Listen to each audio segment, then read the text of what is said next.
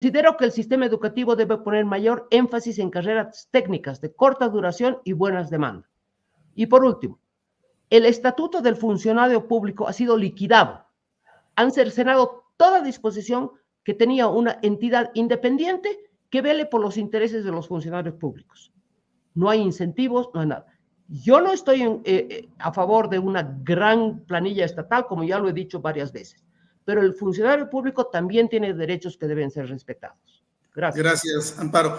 Bueno, aquí vamos a la segunda parte del debate. Ahora es donde cada uno de ellos va a hacer preguntas. Vamos a partir con Carlos. Carlos le pregunta a Agustín y Antonio después le pregunta a Amparo. Carlos, por favor, tu pregunta a Agustín. Francamente, no tengo una pregunta para Agustín porque sus planteamientos son trabajo por horas, estoy de acuerdo. Eliminar el Ministerio del Trabajo, quizás ahí pedirle que amplíe un poco su exposición, porque el Ministerio del Trabajo en todos los países donde existe un espacio burocrático dedicado al tema, se estableció para defender a los trabajadores. Hacemos desaparecer el Ministerio del Trabajo, no sé quién cumplirá la función de la defensa de los trabajadores, porque hay que hacerla, el defensor del pueblo, o se creará otra entidad. Quizás ahí podría ampliar algo, Agustín. Para ir encontrando puntos de acuerdo, hay una propuesta que hizo Agustín del trabajo por hora. Carlos dice, me parece interesante el trabajo por hora, a mí yo estaría de acuerdo, porque creo que es un tema que después lo podríamos debatir entre todos. Creo que en el mundo esto funciona y en Bolivia parecería que está proscrito. Agustín, la respuesta, por favor. Responderle a Carlos. Hoy día el Ministerio de Justicia existe, Carlos, por una deficiencia al sistema judicial que hay en el país, porque el que realmente debería proteger a los trabajadores es la justicia, porque si el trabajador tiene una queja sobre su empleador, tiene que acudir a la justicia y la justicia va a determinar si el trabajador está exagerando o el empleador está haciendo en sobremasía algo. Lo mismo al siguiente lado, si el empleador siente de que su trabajador no está haciendo lo adecuado y correcto, puede acudir a la justicia y la justicia debe actuar en pro a ello. ¿Qué se ha vuelto el Ministerio del Trabajo, Carlos, y a todo el país que nos está viendo? Se ha vuelto simplemente un ente para alcahuetear a grandes empresarios que ponen plata y a empleadores, malos trabajadores que quieren salirse con la suya. Entonces, hoy día el Ministerio de Trabajo no es más que un centro de extorsión, de coerción y sobre todo de corrupción. Entonces, y empodera a quienes, a los ociosos, ineficientes y demás. La propuesta es clara. Sin Ministerio de Trabajo, que vuelvo a decir, esta será distribuida en el sentido de sus diferentes reparticiones, estarán en otros ministerios, pero ya no como un Ministerio de Trabajo en sí, y sus quejas, sus restricciones, sus regulaciones y otros deberán ser dirimidas y deberán ser aclaradas y deberán ser decididas por los entes y tribunales judiciales. Si no empezamos a darles respeto institucional a los diferentes poderes de Estado, a los diferentes órganos de Estado, entonces el órgano judicial no debe existir en Bolivia y no deberíamos tener órgano judicial. Para eso son los tribunales laborales, para eso son los juzgados laborales, querido Carlos. Antonio pregunta a Amparo y en la segunda ronda Agustín pregunta a Antonio y Amparo a Carlos. Antonio, por favor, tu pregunta a Amparo. Gracias. Bueno, en realidad tengo un comentario y dos preguntas porque es decepcionante, la verdad, Amparo, estas propuestas. Te lo digo en serio, de corazón, los dos somos economistas, esto es decepcionante. ¿Por qué insistir en que la ley dice que tiene que trabajar 8 horas y no puede trabajar más de 8 horas? En todo el país del mundo uno quiere trabajar 12 horas, trabaje 12 horas. Si quiere trabajar 4, trabaje 4. Eso dependerá del empleador y el empleado. ¿Por qué tenemos que meternos en la vida de la gente y decirle, no, no, aquí voy a hacer una ley que dice que 8 horas, o 7 horas, o 6 horas? Dejemos pues que los mercados decidan y que la gente con su empleador decida, mira, yo te voy a trabajar 15 horas, pero me vas a pagar tanto. ¿De acuerdo? De acuerdo. ¿Por qué tenemos que meternos nosotros como Estado ahí? Y ahí viene mi pregunta, mi primera pregunta. ¿Por qué insistimos, y esto es lo mismo a Carlos, por qué insistimos en que la negociación del salario tiene que ser una negociación tripartita? ¿A quién se le ocurrió esa cosa en la OIT, por Dios? ¿Por qué necesita meterse el gobierno a una negociación entre privados, entre un empleador y un trabajador, que ellos decidirán, pues, cuál es el salario? Pero si esto es un mercado, ¿no es cierto? Uno decide en términos de competencia. Ah, ¿usted me quiere pagar esto? Bueno, señor, muchas gracias, me voy al de la esquina. O usted me quiere pagar esto, yo acepto. ¿Por qué se tienen que meter los políticos en esa negociación? Entonces, esto no es cosa de decir que no se hizo la cosa tripartita. Esto es decir que el gobierno no debería participar de esta negociación y debería ser solo una cosa entre empleado y empleador. Y lo último, a ver si me responde esto. ¿Qué cosa es esto de la equidad de género? Yo no entiendo, porque de verdad, ¿cuál es la política en realidad aquí? ¿Qué es equidad de género? O sea, que tenemos que poner unas cuotas en las empresas para que haya más mujeres o hayan más hombres, no sé, de acuerdo a lo que el político vea que su ingeniería social le dice. Es una decepción, la verdad. Pero bueno, esas son mis preguntas para Amparo. Amparo, te escuchamos. Primera cosa, ¿por qué insistir en las 8 horas? Las 8 horas es no es una realidad solo para Bolivia. Es una realidad para prácticamente todos los países del mundo, Antonio. Pero estás haciendo falacia ad populum, entonces. Falacia ad populum. No es una cosa de ahora. Ha demorado muchísimos años y hay una historia muy larga detrás de todo eso. Entonces, si nos queremos salir de los convenios internacionales del trabajo, yo no estoy de acuerdo. ¿Ok? Número 2, ¿por qué la negociación tripartita? También es una cosa que ha tomado muchísimos años ponerse de acuerdo. Mucha gente pensaba como tú, Antonio. Se ha negociado y se ha llegado a ese acuerdo. ¿Por qué? Porque si se deja a una negociación de libre mercado entre el trabajador y el empleador, el poder de negociación lo tiene el empleador. Entonces, te estoy diciendo la historia, te estoy diciendo el por qué. Pero yo te estoy diciendo la evidencia, no es así. De acuerdo, está bien que no estés de acuerdo, yo respeto tu opinión, pero te estoy respondiendo a tu pregunta. ¿Por qué se tiene que meter el gobierno? ¿Por qué el mundo ha estado de acuerdo en que la negociación debe ser tripartita? Y la respuesta te la da. Porque si no fuera tripartita, el poder de negociación del empleador no respetaría los derechos de los trabajadores. Tercero, ¿qué quiere decir equidad de género? ¿Cuotas? No, para mí, no. Nunca he estado a favor de las cuotas. Equidad de género quiere decir, por ejemplo, Antonio, la idea de que para igual trabajo se le debe pagar igual a los hombres y a las mujeres. Ese es un ejemplo. ¿Ok? Espero haber respondido a tus preguntas. Lo has respondido muy mal porque para igual trabajo ya hemos demostrado que hay igualdad pago. O sea que eso es una falacia. Antonio, sugiero, porque la idea, vamos a tener media hora para esto. Yo creo que hay un tema ahí que entre ustedes lo pueden seguir discutiendo. Quisiera que sigamos con el orden. En la segunda ronda es Agustín, pregunta a Antonio, y Amparo a Carlos. Agustín, por favor, tu pregunta a Antonio. Estás con el micrófono apagado. Sí, Antonio, buenas noches nuevamente a todos. Antonio, hice 4 propuestas. De estas 4 propuestas te hago 2 en concreto. Una es, ¿mantendrías el Ministerio de Trabajo? Esa es la primera pregunta.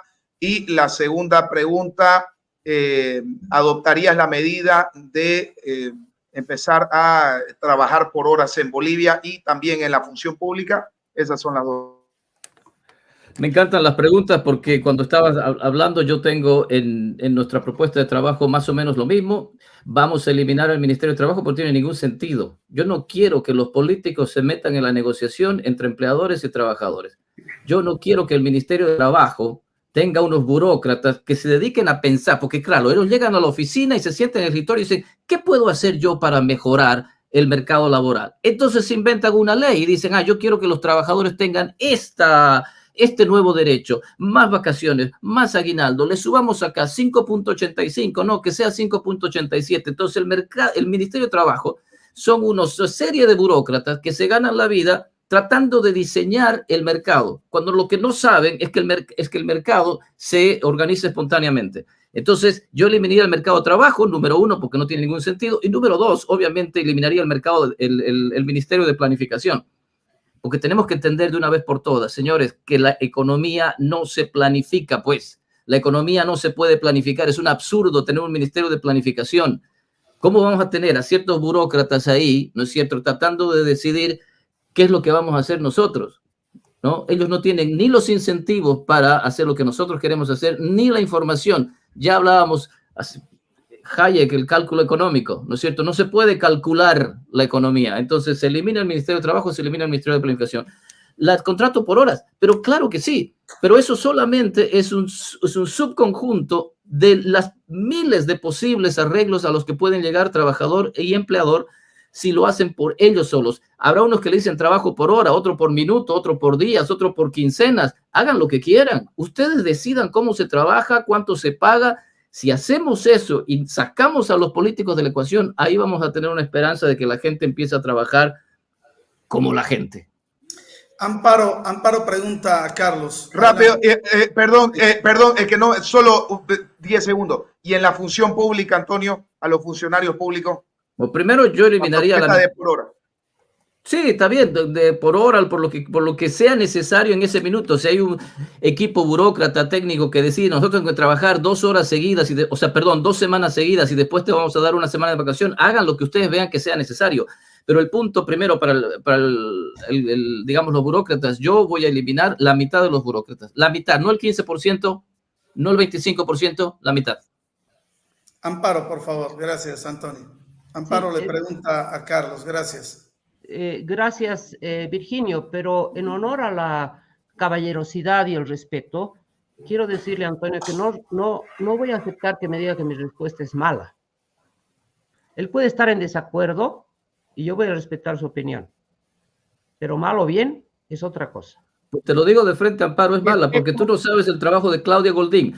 Claudia Goldín, léete los papers de Claudia Goldín y vas a ver que asimilar trabajo, similar remuneración. Eso ya lo hemos aprendido hace mucho tiempo. Entonces no me puedes decir que la equidad de género va a consistir en eso porque ya lo hemos resuelto. No, porque en la realidad no se da y te puedo enviar cifras específicas. ¿Okay? Simplemente que mantengamos un poquito de respeto en esto. ¿No te gusta mi respuesta? ¿No estás de acuerdo? Perfecto. Pero que sea buena o mala es una cuestión de juicio de opinión. Bueno, paso a hacerle las preguntas a Carlos. Estoy de acuerdo básicamente casi todo lo que él ha dicho. Obviamente también en el trabajo por hora, que lo hice en mi intervención inicial. Hay un par de cosas que quisiera que me explique un poquito mejor. El tema, en la reforma tributaria, él dijo que habría que reducir el impuesto a las utilidades al 20%. Quisiera saber si él ha calculado, digamos, qué es lo que eso significaría en términos de incremento del déficit público o no. Segundo, ha hablado acerca de la eliminación del ITF, que es el impuesto a las transacciones financieras, con lo cual estoy de acuerdo, pero no ha mencionado el otro impuesto que me parece mucho más permisivo todavía, que es el impuesto, ¿cómo se llama? Este impuesto de 3%, que se da en cascada. Ahorita se me escapa el nombre. El impuesto a las transacciones. Exactamente, el impuesto a las transacciones, que es distinto del impuesto a las transacciones financieras. Así. Es un impuesto súper permisivo y que conspira en contra de la creación de empleo en el sector privado. Eliminar el segundo aguinaldo y la prima, totalmente de acuerdo, Carlos, totalmente de acuerdo. Carlos, antes de que des tu respuesta, en la tercera ronda, Antonio pregunta a Carlos y Amparo pregunta a Agustín. Carlos, por favor, tu respuesta. Sí, muy concreto para Amparo. Sí se han realizado los estudios para medir la disminución de las captaciones fiscales por reducir el IUE del 25 al 20%. Es un 5%. Lamentablemente no tengo a la mano el dato y no quiero hablar de memoria, pero sí está realizado el estudio. Hay un muy buen trabajo, muy buen estudio que se ha publicado hace, qué sé yo, un año, menos de un año, impulsado por una de las fundaciones sobre la reforma fiscal completa. E incluye la eliminación del IT, del impuesto a las transacciones, pero no proponemos nosotros inmediatamente, porque como sabemos, los impuestos que mayor rendimiento tienen son los indirectos, que terminan afectando a los consumidores, y son el IVA, el IT y el ICE.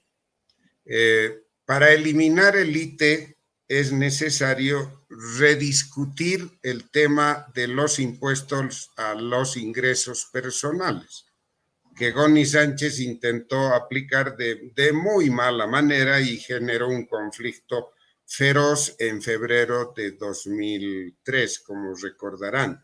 Este es un tema delicado, está todo esto calculado, Amparo, y sin embargo hay que ir con mucho cuidado, con cautela, por la situación del país, pues, ¿no?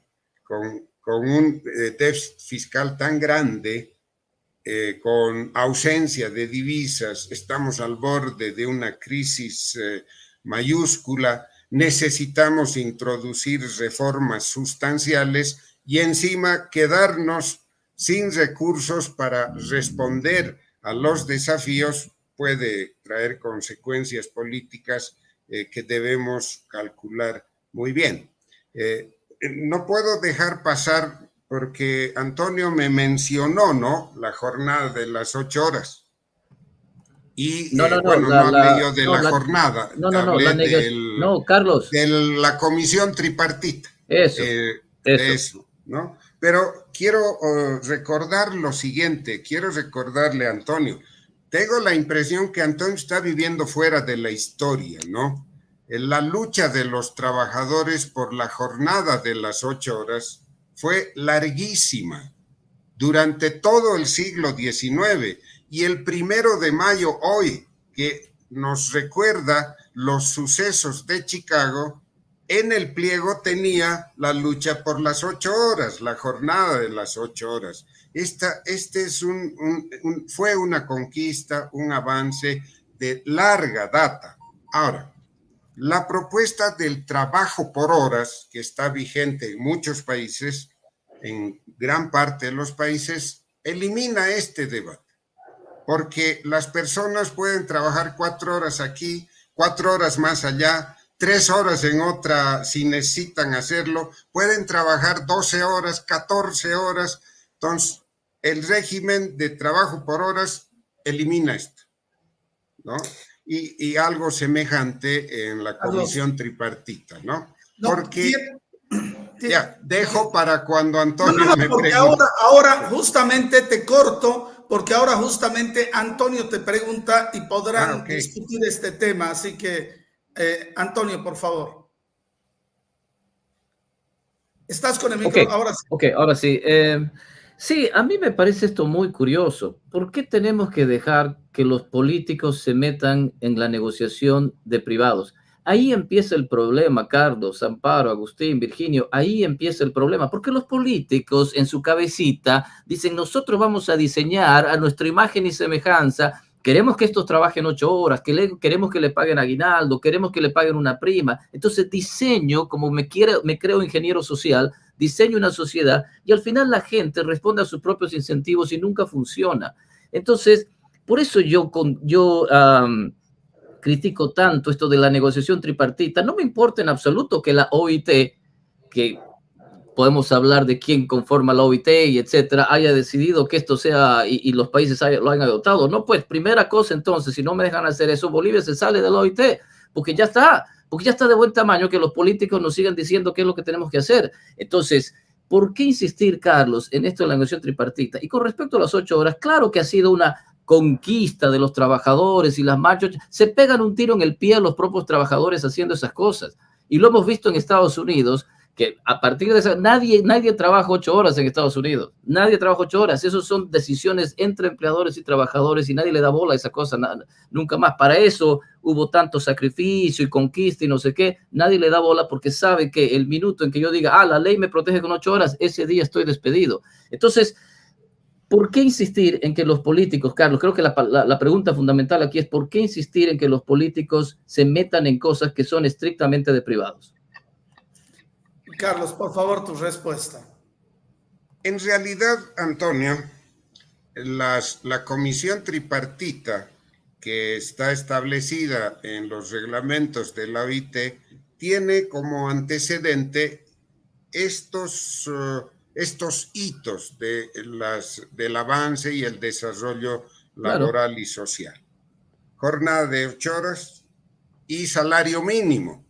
Entonces, como es el gobierno, es el poder político el que establece el salario mínimo, en realidad la comisión tripartita debiera funcionar, esa es la concepción vigente o prevaleciente, debiera funcionar como una negociación entre empleadores y trabajadores, con presencia del gobierno, que es el poder político y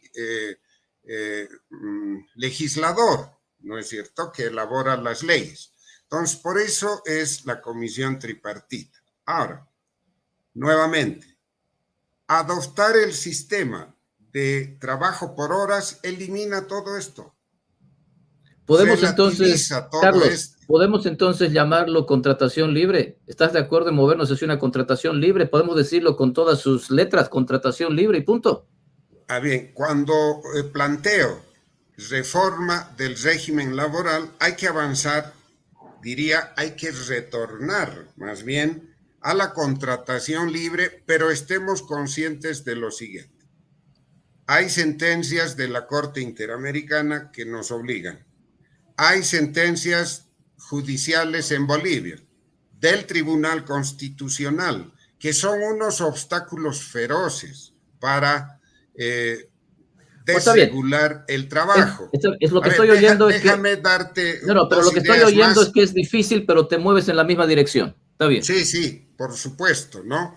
Mire, para hacerlo un poco más distendido, conversé hace 5 días, 10 días con un amigo, abogado laboralista, especialista, y él usó la siguiente figura retórica.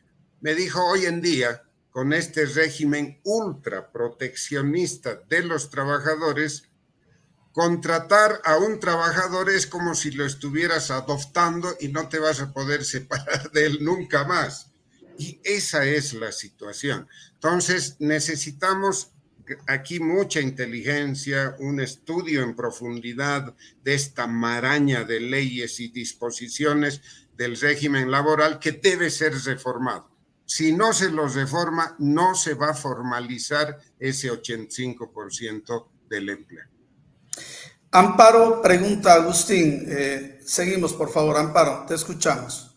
Muchas gracias. Yo solo quiero hacerle una pregunta a Agustín. Si fuera tan amable de poder explicarnos un poquito mejor qué tiene en su cabeza cuando habla de la declaración jurada de la prosperidad. ¿Qué es eso? Gracias, Amparo.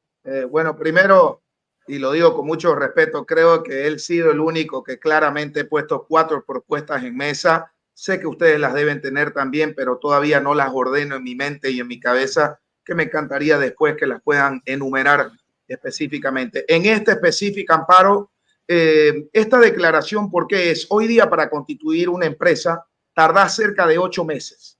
Y al hacer estos 8 meses, no tenés tiempo para contratar abogados, no tenés tiempo para pagar gastos judiciales, gastos notariales, gastos de protocolización, y es más, gastos para poder hacer todos estos trámites. Es por eso que hoy día, con esta declaración que estamos proponiendo nosotros, es de que vos tengas libertad durante un tiempo y simplemente al hacer esta declaración jurada, de prosperidad, vos vas a poder ya iniciar tu negocio. Hoy día, todos los que hacen negocio, Amparo, como no pueden sacar sus permisos, pero tienen la iniciativa interna, la iniciativa de emoción de hacer un negocio, no pueden hacerlo legalmente porque el Estado le dice, desde el día 1 vos tenés que estar inscrito en los 11 puntos que te establece la ley, que son la gestora, NIT, licencia de funcionamiento, fichas ambientales, etcétera, que todos la conocemos.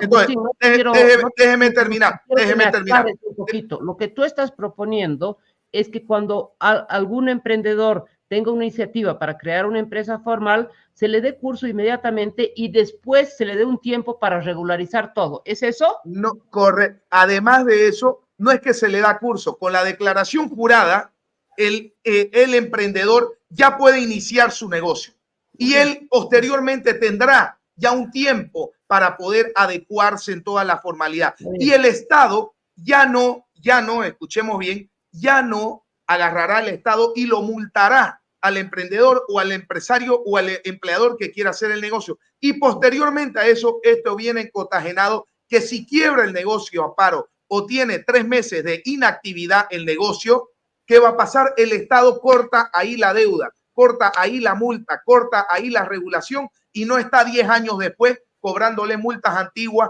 al pobre tipo que quebró y ya no tiene con qué pagar y entregó todos sus bienes. Por ahí va la declaración jurada de prosperidad. Agustín, me parece una idea valiosa. Gracias. Carlos le pregunta a Antonio. Carlos, por favor. Solo una pregunta. Él afirma que así como la salud no es un derecho, algo con lo que coincido, el trabajo tampoco es un derecho. Bueno, sucede, Antonio, que en la historia del derecho constitucional, a principios del siglo XX, comenzó lo que se conoce como el constitucionalismo social, que tuvo sus pivotes en la Constitución mexicana de 1917 y en Bolivia la reforma constitucional de 1929 y se llama constitucionalismo social porque los derechos sociales son incorporados, especialmente el trabajo, y se le da el carácter de derecho. Y desde esa época, Antonio, ha desarrollado el tema. Entonces, tu planteamiento, por eso decía antes, tengo la impresión que Antonio está viviendo fuera de la historia. No, señor. Entonces, tu planteamiento nos hace retroceder al periodo anterior al constitucionalismo social, más o menos, ¿cómo enfocas esto? Es que uno no puede vivir en la mala historia, pues, Carlos. No podemos decir, porque se hizo en la Constitución de México y después nosotros la adoptamos y pusimos que todo era un derecho, pues entonces seguimos diciendo que es un derecho. No son derechos, por favor, es que la gente tiene que entender. La salud cuesta, alguien la tiene que pagar. Entonces no es un derecho, porque si yo quiero algo gratuito, le tengo que sacar a otro para pagar al médico, para pagar el hospital. No es un derecho. El trabajo tampoco es un derecho. Yo no me puedo parar en la calle y decir, soy boliviano, en la Constitución, artículo 46, parágrafo 1, dice que tengo derecho a un trabajo, denme un trabajo, porque es un derecho. No, pues, la prueba clara es que en Bolivia no hay empleo formal. El 15% solamente llega a tener ese derecho. Entonces, no nos mintamos más, no es un derecho.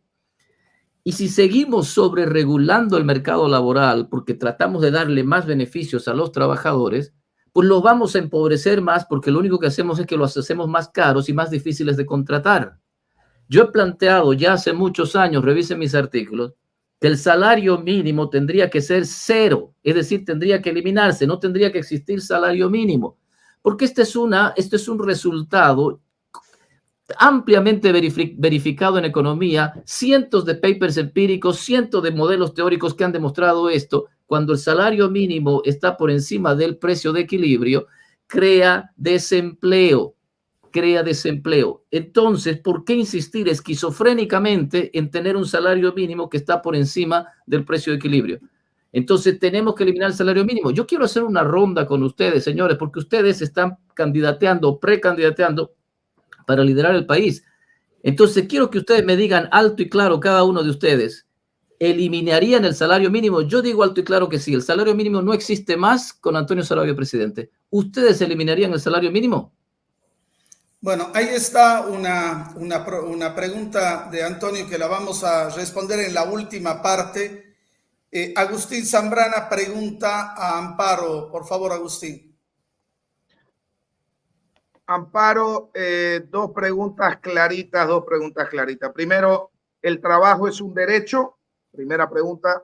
Y la segunda pregunta es, ¿crees que con una ley para la mujer, con este tema de equidad de género, como lo dijiste, ganarán igual que un hombre las mujeres? Esas son mis dos preguntas.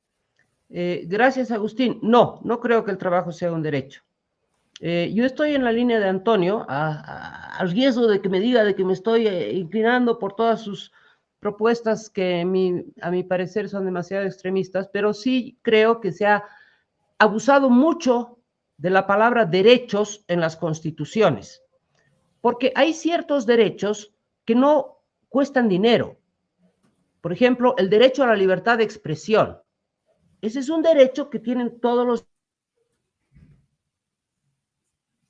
contraparte de un costo para asegurar ese derecho. Cuando uno dice en una constitución, el agua es un derecho, bueno, uno se tiene que preguntar, la provisión de agua cuesta dinero. Todo derecho genera una obligación. ¿Quién es el obligado? Si el agua fuera un derecho, ¿quién es el sujeto obligado de asegurar ese derecho? Entonces, llamarle derecho a todas estas cosas que involucran recursos económicos me parece una exageración. Por lo tanto, no creo que el trabajo sea un derecho, porque si fuera, ¿quién es el obligado a darle ese derecho al ciudadano? O sea, me parece una incoherencia total y realmente bastante demagógico eso. ¿Okay? Tu segunda pregunta, perdón, me olvidé. ¿Me puedes repetir, Agustín? Sí, con una ley de equidad de género de mujeres, ganarán igual las mujeres que los hombres al final de cuentas. No creo que se requiera una ley de equidad de género. De hecho, creo que la legislación en Bolivia ya es bastante moderna en el tema de los derechos de las mujeres. Lo que falla es su implementación. Ya está contemplado en la legislación boliviana el tema de el pago igual por el trabajo igual, pero lamentablemente no se aplica en la práctica, ¿no? Y entonces hay que encontrar formas de que sí se pueda aplicar, y ya he dado varias ideas en el artículo que escribí en el Día Internacional de la Mujer el 8 de marzo. En la quinta ronda, Carlos pregunta a Amparo y Antonio Agustín. Carlos, por favor, tu pregunta a Amparo.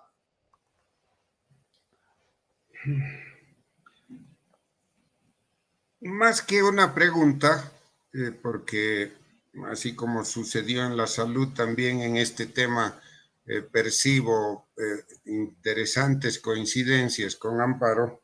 Más que una pregunta, un comentario, ¿no?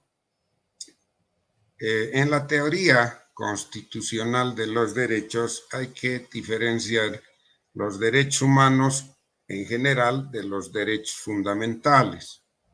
Los derechos fundamentales son los que se inscriben en la Constitución, en la normativa, y adquieren un carácter obligatorio, ¿no? A eso se denomina la judicialización de los derechos. Ese es el exceso que tiene ahora nuestra Constitución. El agua, todo ha sido incluido entre los derechos fundamentales y pueden ser judicializados. Nadie lo hace porque en la práctica es un absurdo, pero en la teoría sí puede ser judicializado. Yo puedo demandarlo al Estado para que me provea agua, salud y todos los otros derechos que están en la Constitución, pero no va a funcionar. ¿Por qué? Porque hay otro principio que se llama el de la progresividad de los derechos. O sea, el hecho de que están inscritos en la Constitución los torna obligatorios, pero no al día de mañana. Entonces, es un debate que podríamos abrirlo más adelante, no tenemos tiempo ahora, y no sé si han analizado, si ustedes, Amparo, han analizado esta parte del tema, del debate, que es relativamente más compleja, ¿no? Amparo, por favor, tu respuesta. No, Carlos, gracias por tu explicación. Nosotros no lo hemos analizado. El prolegómeno de tu pregunta tiene que ver. Reforma tributaria, reforma laboral, ese es el tema de fondo. Desde el año 90 escucho eso y no pasa nada. Desde el año 90 escucho eso y no pasa nada, Carlos. Desde el año 90 no pasa nada si reformas todo el sistema tributario y el laboral, Carlos, por favor. El país se está desangrando. No ven que la estadística está en 87% del país. ¿No es cierto? Por eso, muy serio, Carlos, muy serio. 87% del país no quiere estar en la formalidad legal. No es mercado informal, estás equivocado, a eso te quería llevar. La gente no quiere formalizarse. Hoy día le decís, mañana todo el país, el que se forma, le vamos a dar un día, todo el que va mañana a asistir a una repartición de Estado lo vamos a formalizar. Te garantizo que Agustín, no va a haber una persona haciendo fila. Por favor, va a haber, Agustín, con las normas actuales nadie se va a formalizar. Tienes que modificar eso para que se formalicen. Pero desde el 90, estamos con eso. ¿Cuál era tu segunda tocado 4 pregunta? Propuestas. He tocado 4 horas por hora. Sí, trabajo por horas, eliminar el ministerio, declaración jurada de prosperidad y afiliación voluntaria. Con eso no resuelves nada, Agustín. Pero bueno, ¿cuál era tu segunda pregunta? Te garantizo que aquello que te preguntaba era si hoy día cuánto están tardando los trámites y cuánto deberían tardar los trámites de formalización que estás proponiendo vos de formalizar al mercado informal. Debiéramos simplificar los trámites al máximo y los emprendedores, los agentes económicos comenzar a operar inmediatamente de tomada su decisión, y para eso hay que concebir normas que faciliten aquello. Eso se conoce como simplificación de trámites. Bueno, la última es Amparo, Antonio, y después de eso yo los dejo a ustedes conversando. Creo que es muy sano discutir, es muy sano las propuestas de cada uno sostenerlas aquí, así que de eso se trata. Por favor, Amparo, la última, Antonio. Muchas gracias, Virginio. Una de las primeras propuestas que yo hice es la siguiente, la voy a volver a leer. Creo que el trabajo que es estable, que genera ingresos predecibles y crecientes, es el empleo en el sector privado.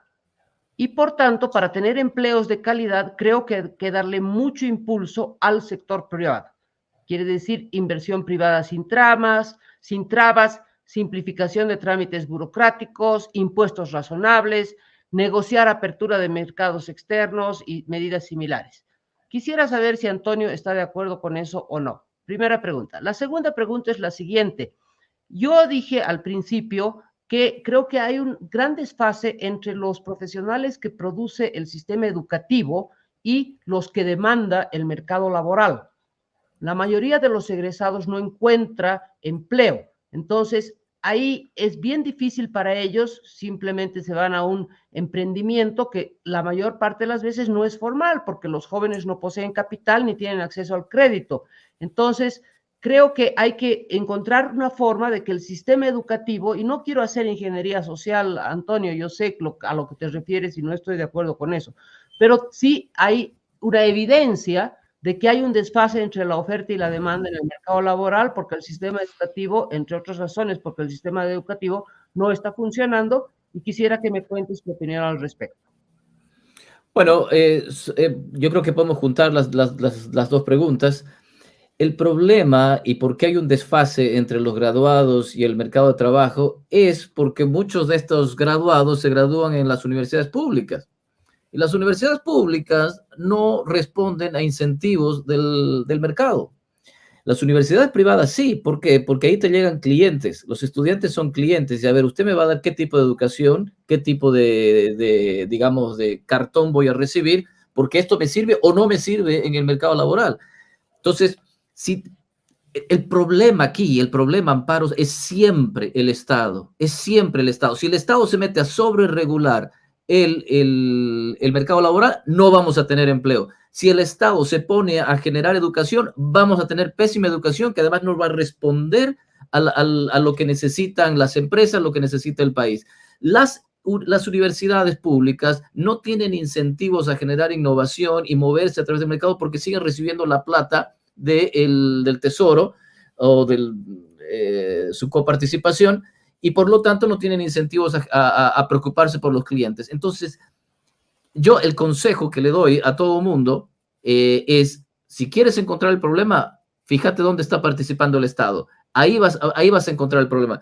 Pero yo quisiera, porque yo sé que en mi última intervención, después de que nos podamos ver, que entendamos que Carlos decía que vamos a eliminar el Ministerio de Trabajo, pero tenemos que ver que alguien cumpla las funciones que cumplía el Ministerio de Trabajo.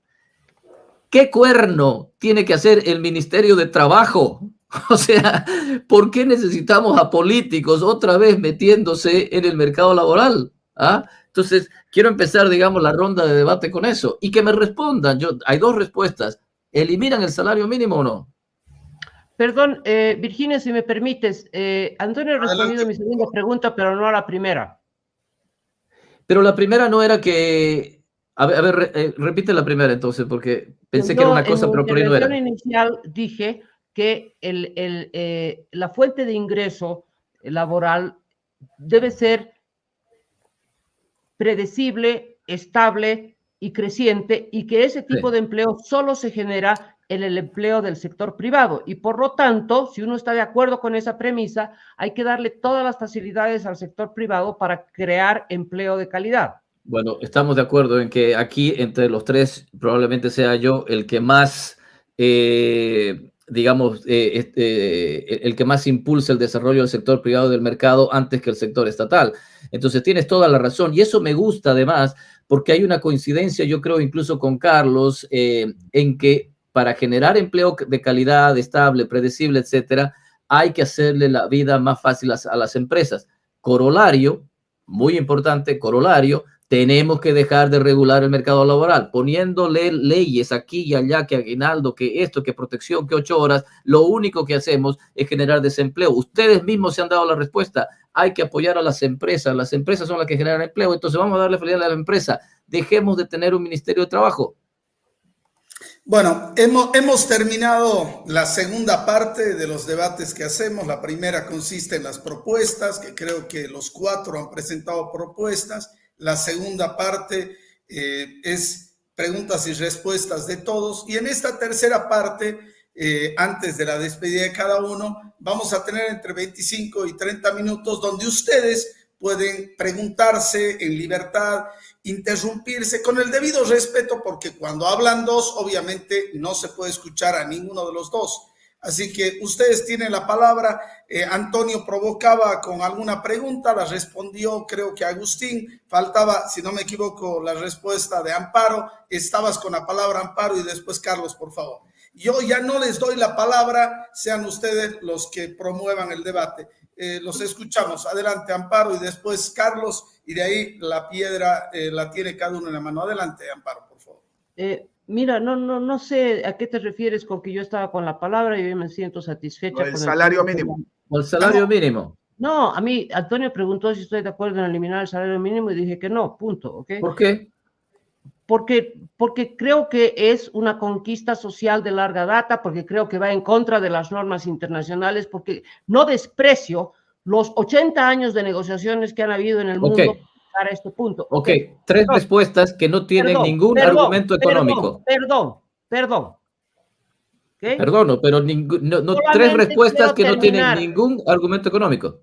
Ya, ok, perdón, voy a terminar.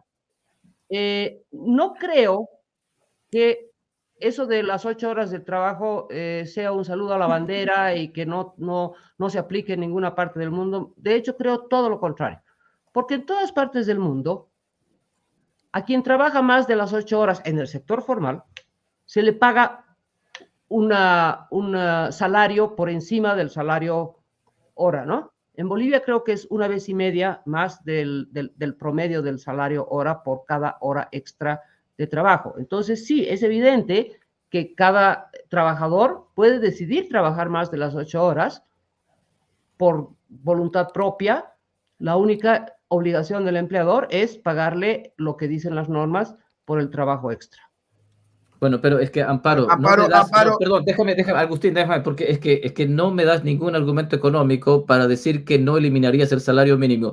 Tú, como economista, sabes muy bien que si pones el salario mínimo por encima del precio de equilibrio, lo que se llama un price floor, un precio mínimo, un precio de piso, entonces lo que vas a generar es desempleo. Esto ya está demostrado empíricamente, pero hace cientos de años. Entonces, es una esquizofrenia tratar de seguir diciendo que tenemos que tener un salario mínimo porque nunca vamos a es generar desempleo. Y segundo, con lo de las 8 horas, pero por Dios, ¿por qué no puedo yo decir, mira, yo necesito que trabajes 10 horas? Porque necesito que trabajes 10 horas. Y esto es lo que te voy a pagar por hora. ¿Quieres o no quieres? Y ya está, y se genera una relación entre... ¿Por qué tiene que venir el político a decirme, ah, no, si es más de 8 horas, entonces le pagas 1,5 la hora extra o no sé qué? ¿Qué es este cuento de las conquistas sociales? Que lo único que han hecho es generar desempleo e informalidad, ¿no? Okay. Gonzalo, te quiero responder a Gonzalo Flores. Dice, sin moderador esto se volverá, pero Gonzalo, si no has visto el anterior programa, no se ha vuelto nada. Estás hablando con damas y con caballeros. Aquí todo el mundo se responde, se respeta y con muchísima altura.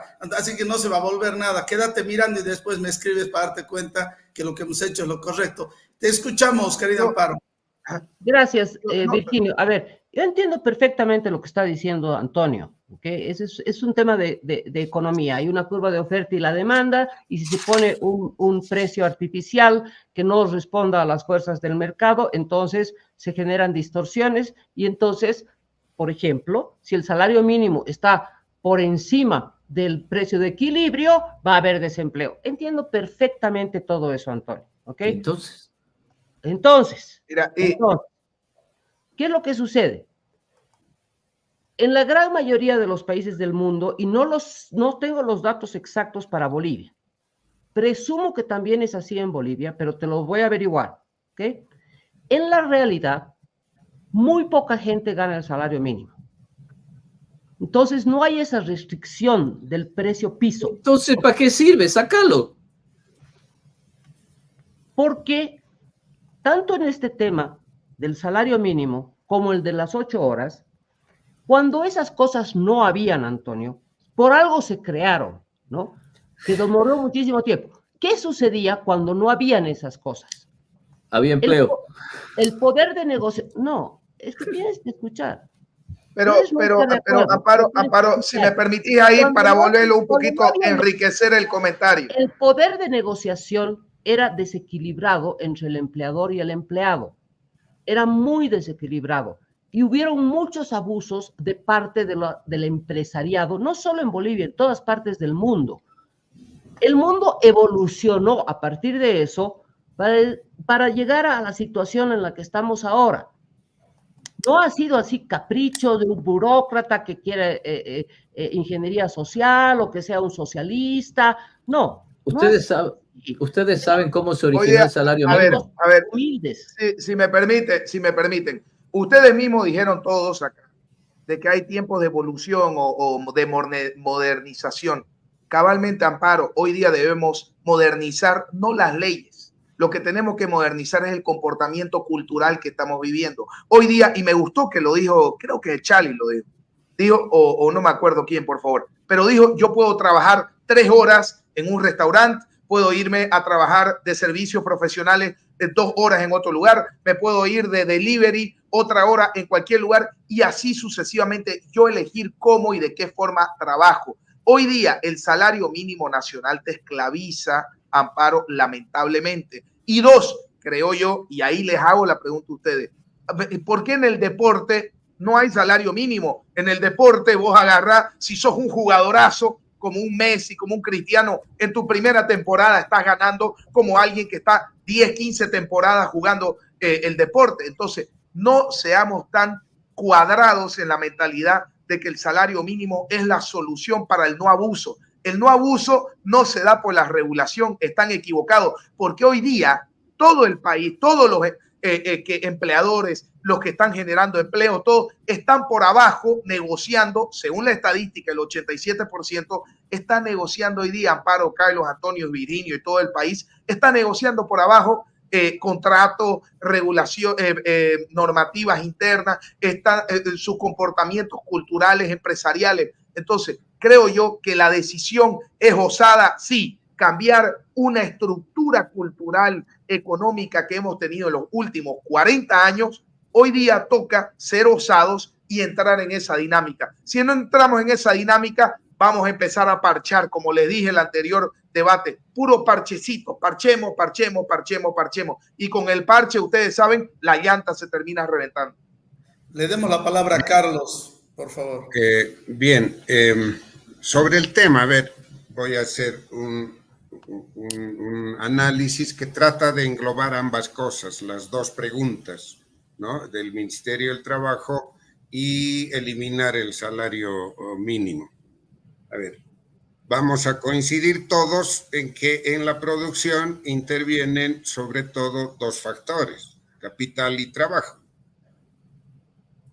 El capital es el empleador, trabajo son los dependientes, obreros, empleados.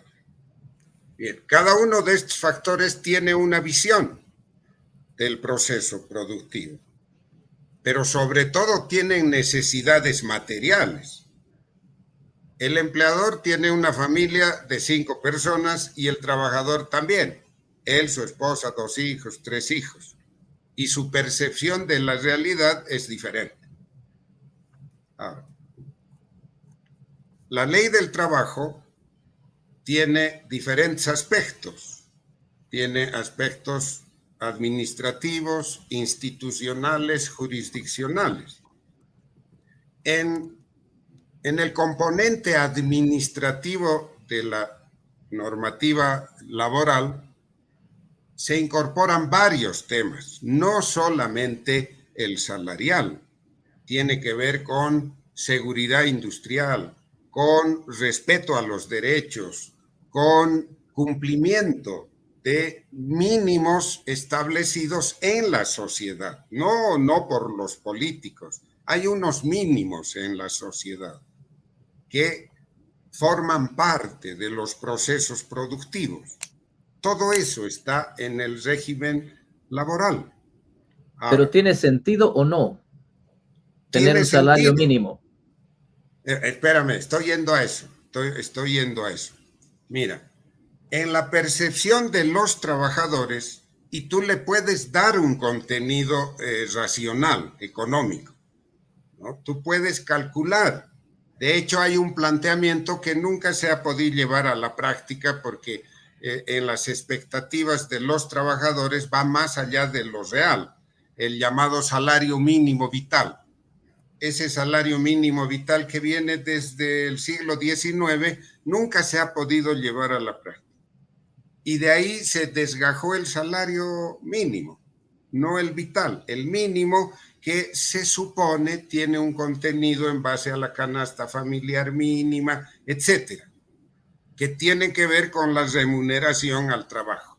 Bien, en la legislación laboral se prevé entonces, y debemos ir a eso, que la negociación sea bilateral, trabajadores y empresarios, porque son los dos factores de la producción. Y el Estado solo participa ahí como el agente legislador, el agente que controla, garantiza la vigencia de ambos dos factores de producción. Entonces, buscando la interferencia mínima posible al proceso económico. Esa debiera ser la orientación. De esa manera se ha creado Ahora, voy a lo del Ministerio del Trabajo. Bueno, estoy diciendo, precisemos, que con este enfoque diferente que ha sido brutalmente sesgado en estos 18 años del régimen masista. Si revisamos los incrementos al salario mínimo, han estado todo el tiempo por encima de las variaciones de precios. Entonces, se sesgó todo y esto ha entrado al escenario que nos ha traído acá. Bien. Pero perdón, concretamente, Carlos Bird, ¿elimina el salario mínimo o no? No, Okay. porque tiene que tener una base científica y es la base de la negociación. Okay. De la negociación salarial, que es bilateral con participación del Estado. Ahora, el Ministerio del Trabajo. El Ministerio del Trabajo tiene esas funciones que están en la ley. Hay dos escenarios para resolver conflictos. El escenario administrativo, que es el que se ha degenerado, que es lo que Agustín decía, y se ha vuelto un centro de extorsión a los empresarios. Esa parte... Y a los trabajadores aquí, igual, ambos. No sé a los trabajadores, pero sobre todo a los empresarios, ¿no? Sobre todo a los empresarios. Carlos, también a los... ambos, Ok, listo. Son unos ladrones que roban a la izquierda y a la derecha. Eso está bien. Entonces, si hay que modificar eso, si hay que eliminarlo, se puede eliminar. Y dejar que la resolución de conflictos sea solo jurisdiccional. La única ventaja era que en sede administrativa podía ser más rápido. Bueno, sí, pero las desventajas son enormes. Claro, se degeneró y hay que cerrar. Pero hay otras funciones. Está bien, Carlos, pero seguridad industrial, respeto a los derechos de los trabajadores. Hay varios otros aspectos que no pueden ser olvidados. Es lo mismo. No pueden ser desechados. Yo quiero hacer una pregunta, Antonio. Sí, en el ministerio, Carlos, pero hay que abrir otra instancia, ¿no? Carlos, te la hago a vos para que la respondas. Y no quiero, por favor, que te la tomes a mal, porque en el anterior debate te la tomaste a mal.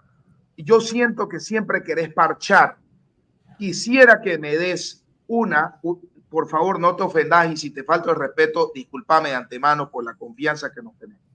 Pero quisiera que me digas cuál es tu propuesta, que la gente diga, esto realmente es una posible gran solución a lo que hoy tenemos en el país. Yo te planteé 4 que me las minimizaste y me las desacreditas, que puede ser y estás en tu derecho.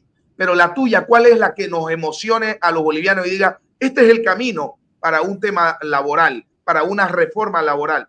No me digas lo de la reforma, bueno, perdón, no te pongo palabras en tu boca, pero lo de la reforma laboral tributaria desde los 90 se viene hablando y todos siguen lo mismo. Entonces te hago esa pregunta, querido Carlos. Bueno, ese es el tema de fondo, pues, Agustín. No vas a cambiar nada si no cambias el régimen tributario, si no cambias el régimen laboral. Con estas leyes que tenemos, con estas normas, es imposible salir adelante. Vos sos presidente, Carlos, vos sos presidente del país ahorita. Eso es en función del Parlamento. El Parlamento hará lo que tenga que hacer. Pero vos sos presidente en este instante y la gente está afuera, está atenta esperando que des una respuesta concreta sobre la propuesta laboral al país. Entonces te la estoy preguntando. Bueno, Agustín, lo hemos dicho con claridad, ¿no? La unidad es posible, esta unidad es para tomar el poder. Y hemos dicho que no vale entrar al gobierno en segunda vuelta. Okay. Y si tiene que haber segunda vuelta, al menos tienes que ser primera fuerza en la primera vuelta. Porque si no, no tienes parlamento, no tienes viabilidad, tienes grandes obstáculos. A ustedes que les gusta Milei, fíjense pues lo que está pasando en la Argentina. Pero no nos vayamos del punto, Carlos. Evitar eso. No nos vayamos del punto. Okay, pero necesitamos modificar todas estas normas. Solo para acabar, Antonio. Solo para acabar la línea. No vas a poder cambiar nada. Querido. Kylo, solo para acabar la línea. Kylo, en el anterior programa nos dijiste que no habías creado fuentes de empleo y no está mal, porque tenés otra característica de economía y hacerlo. Yo te digo, yo he creado fuentes de empleo. Yo te digo, yo he asesorado a cientos de empresas. Yo he asesorado a top empresas de Bolivia, a cooperativas y a todo. Y hoy día, ninguna, no te estoy hablando una, ninguna de las que he asesorado están de acuerdo con ser flexible y ser netamente parchando las cosas. Mira, y esto también ha asesorado a trabajadores. Entonces, Carlos, creo que hoy tenemos que dar el paso. Hay que animarse, Carlos. Ok, escucha, no quiero que nos hagamos del tema porque esto es muy importante, ok. Hay que tener claro esto. El salario mínimo es un control de precios, porque controla el precio. Le dice a la gente, usted no puede pagar menos de esto, y si usted quiere trabajar por menos de esto, tampoco puede. Si usted trabaja por menos de esto, lo tengo que meter a la cárcel porque usted no está cumpliendo la ley. Si usted paga menos de esto, lo tengo que meter a la cárcel. Eso es un control de precio. Cuando ese control de precio está por encima del precio de equilibrio, crea desempleo. Y no queremos desempleo, entonces sáquenlo. Y si está por debajo del precio de equilibrio, como decía Amparo, pues entonces ¿para qué cuerno lo tenemos? Saquémoslo de ahí. Entonces no funciona en ningún lugar. Hay que eliminar el salario mínimo. Datito, porque esto es importante. El salario mínimo de 2.500 bolivianos hoy día es 5 veces la línea de pobreza del país. O sea que está muy por encima de lo que originalmente, como decía Charlie, era el salario mínimo vital. Pero yo quiero contarles esto porque la gente tiene que saber esto. ¿Ustedes saben cómo se originó el salario mínimo, por lo menos en Estados Unidos? El salario mínimo se originó en un contexto racista. Déjenme explicarles. Allá por la segunda mitad de 1800, primera mitad de los 1900, la industria ferrocarrilera en Estados Unidos estaba en un boom y los ferrocarrileros contrataban negros, gente de color, afroamericanos. ¿Por qué? Porque se había abolido la esclavitud de 1865, entonces ellos podían trabajar. Pero era un contexto de racismo, ¿no es cierto? Entonces a estos afroamericanos le pagaban muy bajito y los afroamericanos agarraban el trabajo en los ferrocarriles porque no podían agarrar otro trabajo. ¿Qué pasó? Los blancos que trabajaban en los ferrocarriles dijeron, che, todos estos afroamericanos nos están quitando los trabajos, los negros nos están quitando los trabajos. Entonces vamos a pasar, hicieron lobby, pasaron con el Congreso una ley de salario mínimo. Los ferrocarrileros no pueden pagar menos de esto, porque entonces así ya no contratan a los negros por un trabajo más barato, por un precio más barato, y nos contratan a nosotros los blancos.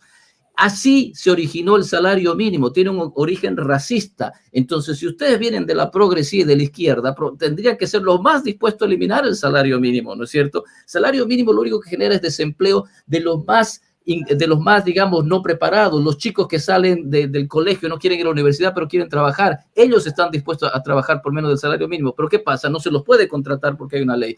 Entonces, eliminemos de una vez esta barbaridad. Es una estupidez. Eliminemos las regulaciones laborales. No hay que modernizar nada aquí. Aquí hay que eliminarlas. ¿Para qué? Para que sea el empleador. Y el empleado los que decida.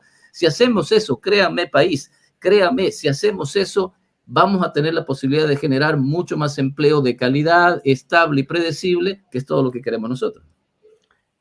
Quisiera intervenir, si me permite, para responder a la pregunta de Agustín, que dice cuáles son las propuestas concretas como si no las hubiera dado. Ya las di, pero para que se le queden grabadas las voy a repetir. Las principales son las siguientes. Yo considero de que el gobierno tiene que fomentar la creación de empleo en el sector privado. Fomentar mediante sacar las trabas a la inversión privada nacional y extranjera, simplificar los trámites burocráticos, poner impuestos razonables, negociar la apertura de mercados externos, etc. Esa es la primera cosa. Segunda, creo que hay que empezar a formalizar al sector informal. Por supuesto que bajo las reglas actuales, ningún informal quiere formalizarse. Entonces, ¿qué es lo que está mal? Son las reglas actuales. ¿No?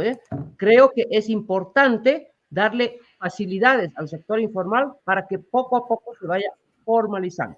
Tercero, he dicho que creo que la legislación laboral debe ser modernizada. La Ley General del Trabajo data de 1942 y favorece al 15% de la población que tiene empleo formal, en lugar de incentivar la creación de nuevos empleos. Y tampoco toma en cuenta formas más modernas de empleo, como el empleo a distancia, el empleo a tiempo parcial, el empleo por horas, etcétera, etcétera. Cuarto, creo que la gran mayoría de los problemas laborales los deben resolver los juzgados laborales y no el Ministerio del Trabajo por la vía administrativa. Creo que hay que respetar los convenios de la OIT suscritos por Bolivia. Y finalmente, dos cosas más. Creo que hay que hacer una conjunción entre el sistema universitario, tanto público y privado, que produce la oferta de trabajadores en el mercado laboral, y los empresarios, que son los que producen la demanda de trabajo. Hay que hacer un acercamiento para que se entienda cuáles son las necesidades del mercado. No es que vayamos a hacer ingeniería social como gobierno, sino es que hay que promover que el sistema educativo forme los profesionales que demanda el mercado. Pero Amparo, deja que eso el mercado lo solucione. El estatuto del funcionario público. El mercado sabe más que tú y que cualquier político. El funcionario público, y en este momento el que tiene menos protección laboral es el funcionario público honesto, no el político. El funcionario público honesto no tiene recurso a nadie en este momento. Y bueno, creo que hay que establecer. Si ustedes me eligen a mí, el funcionario público no va a tener ninguna protección, porque se va para la casa el funcionario público. No me interesa tener funcionarios públicos, número uno. Y número dos, Amparo, deja, por Dios, no trates de promover que hay un entendimiento entre la educación y los graduados y el mercado laboral. El mercado soluciona esos problemas de forma espontánea, si lo sabemos ya de hace siglos. Deja que los políticos se vayan a su casa y que la gente decida qué es lo que quiero estudiar, porque pero, eso es lo que están contratando. Antonio, no me vengas con esas cosas, tú también eres economista. Por eso te digo, pues. Sabemos que los mercados son imperfectos. Sabemos no, la historia de que los mercados son imperfectos. Yo te escucho, tú no me escuchas. Si quieres, bajo esos términos jamás nos vamos a poner de acuerdo. Pero es que tienes que formular una buena respuesta. Los mercados son imperfectos. ¿Hay asimetría de información o no existe? Pero... ¿No existe la asimetría de información? Claro que existe, en todo lado existe, pues, pero eso no es una falla de mercado. ¿Hasta cuándo? No. Sobre este debate me permiten una breve observación para Antonio. ¿En qué país del mundo los empleados públicos han desaparecido? ¿En qué país del mundo? Solo la economía decide eso, Antonio, por favor. La burocracia norteamericana donde tú vives es gigantesca. Pero, exacto, y si yo estuviera debatiendo para la economía de Estados Unidos, diría exactamente lo mismo. Y bueno, pero en la práctica no ha sucedido en ninguna parte. Carlos, deja de hacer falacia ad populum. Estás hablando de teorías, no de la realidad. Deja de hacer falacia ad populum. Es que estás haciendo falacia ad populum, porque todo el mundo lo hace. Falacia populi. Dime un país donde han desaparecido los empleados públicos. Por eso. Pero si creo que nadie dice eso. Pero acaba de decir Antonio, si yo soy presidente, los empleados públicos se van a su casa. La mitad se va a su casa. La mitad se va a su casa. Está bien. Carlos. Está bien, bueno. Alguien está con retorno. Alguien está con retorno, no sé quién es. No, a ver, yo quiero volver al principio. Creo tenemos que... No sé con quién está con un retorno, no sé si es Virginio, Amparo o alguien.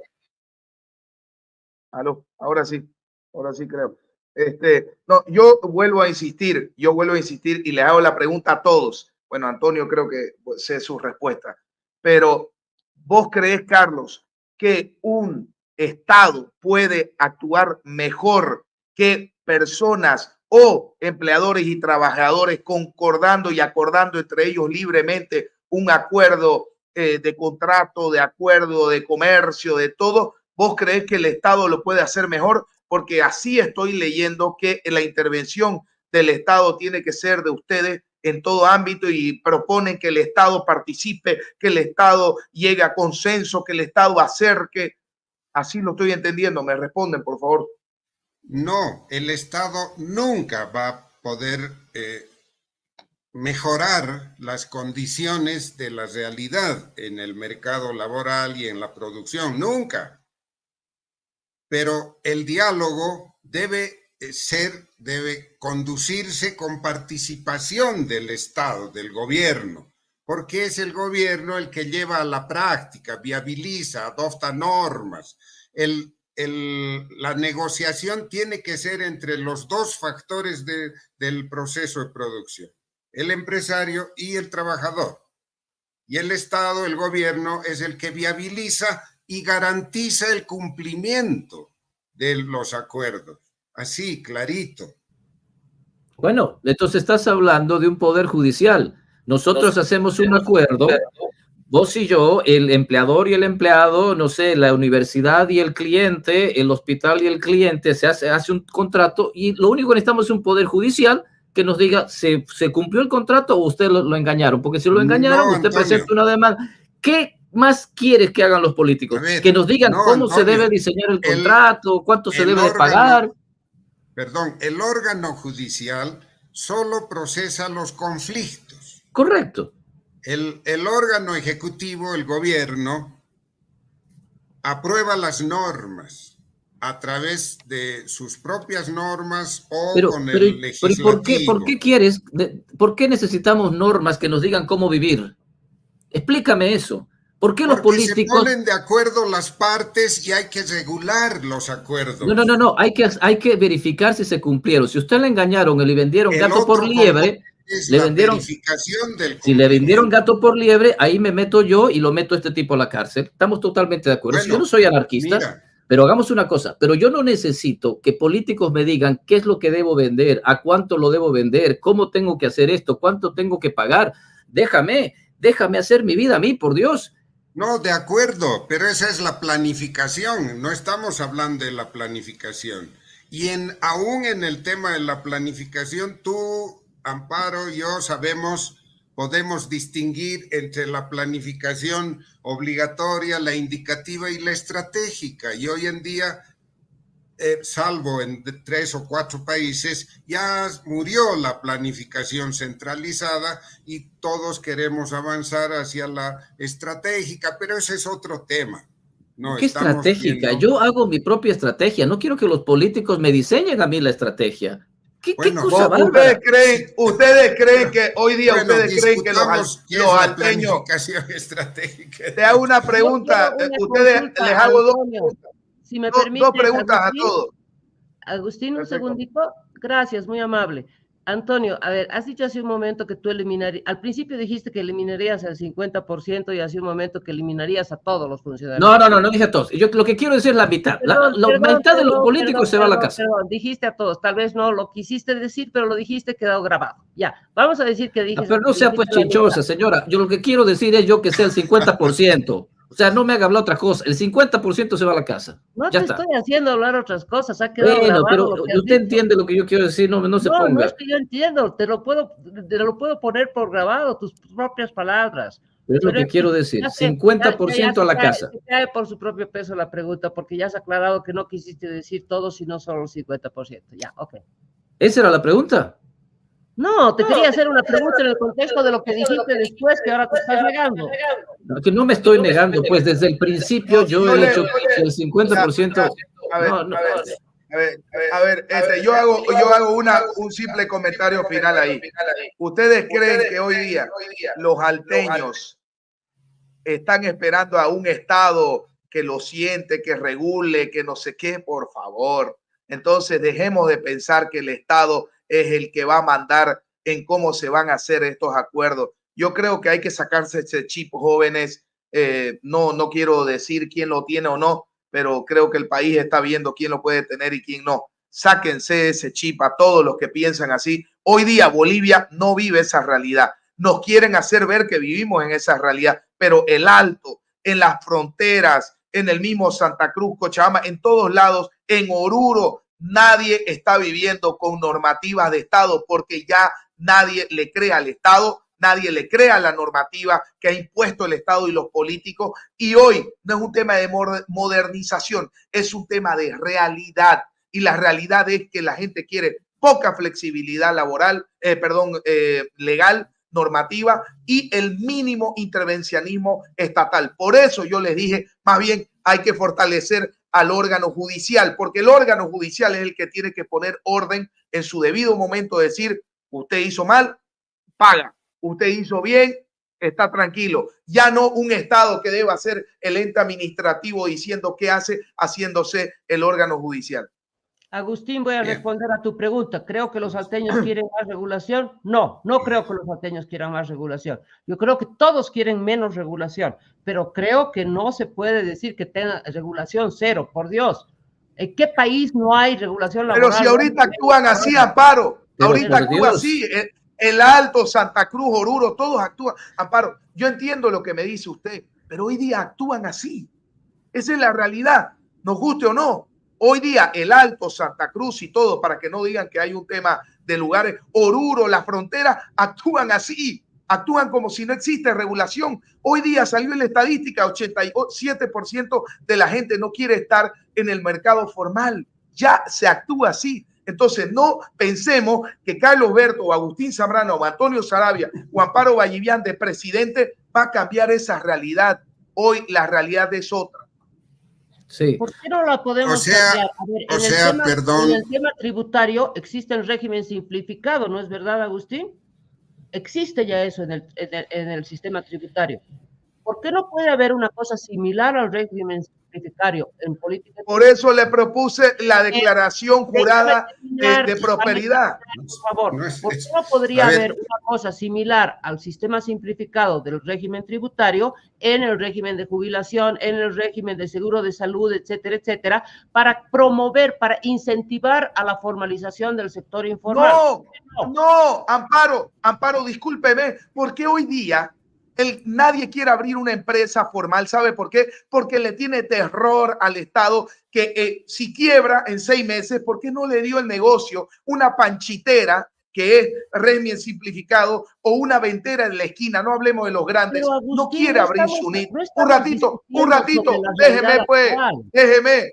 No, esa es la realidad. La realidad hoy es que el comercio que hay en las calles, por eso, entonces. Estoy de acuerdo contigo. Lo que te he preguntado es otra cosa.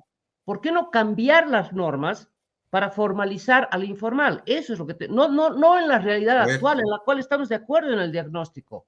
Me permiten eso va a ir a través intervenir con... No estoy de acuerdo, pero va a ir a través del Parlamento. Hoy día, queridos amigos, lo último, Carlos, solo para responder el Amparo, Irinio, si me permitís. Amparo, yo estoy de acuerdísimo. Sería pues ideal que nos abracemos todos en el Parlamento y felices y contentos en una jornada de felicidad, de Cumbayá, aprobemos un cambio a la ley, a la 843, al Código Laboral y todo, hagamos todo, pero no es una realidad. La realidad es que uno de los 4 o 5 o 6 va a ser presidente de este país y cuando suceda hay que hacer medidas que ya empiecen a actuar y empezar a solucionar este gran conflicto de lo que está sucediendo en el país y el descontrol total.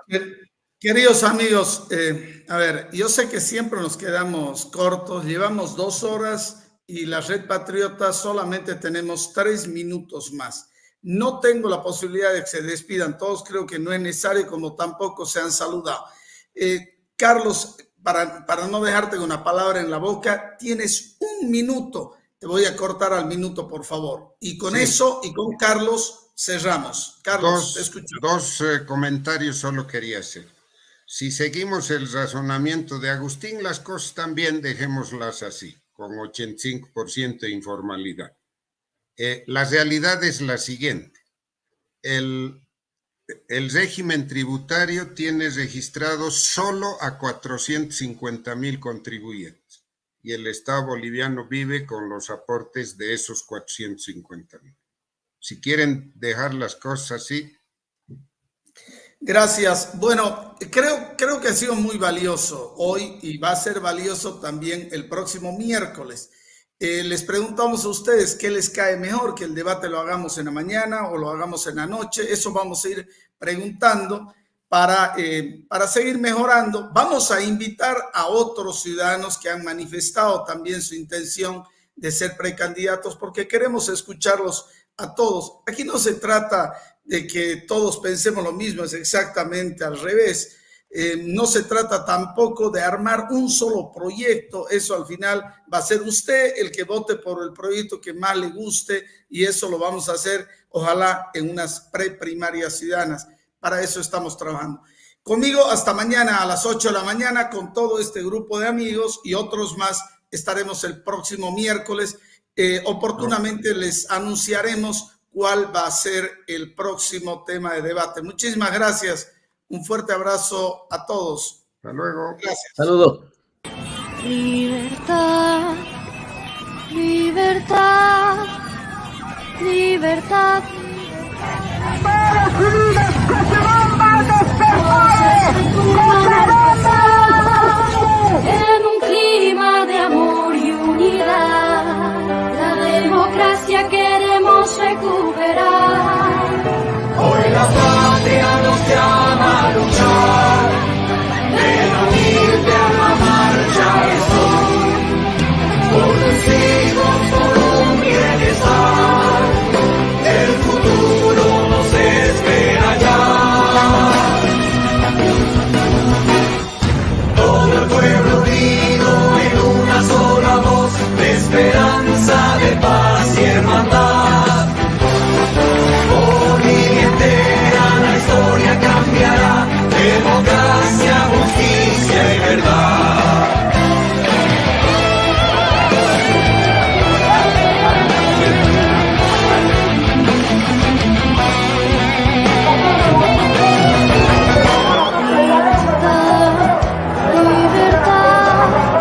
Nuestras voces retumban al pasar en un clima de amor y unidad.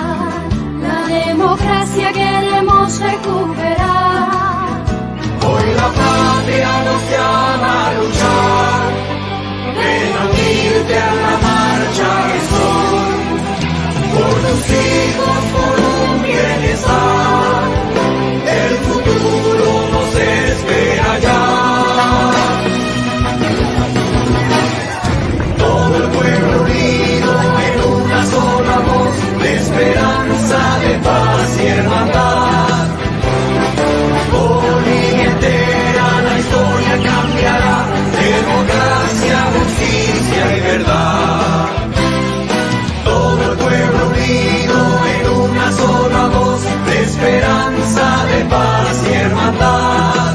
Para la paz y para fuera de nuestra entera la historia cambiará, democracia, justicia y verdad.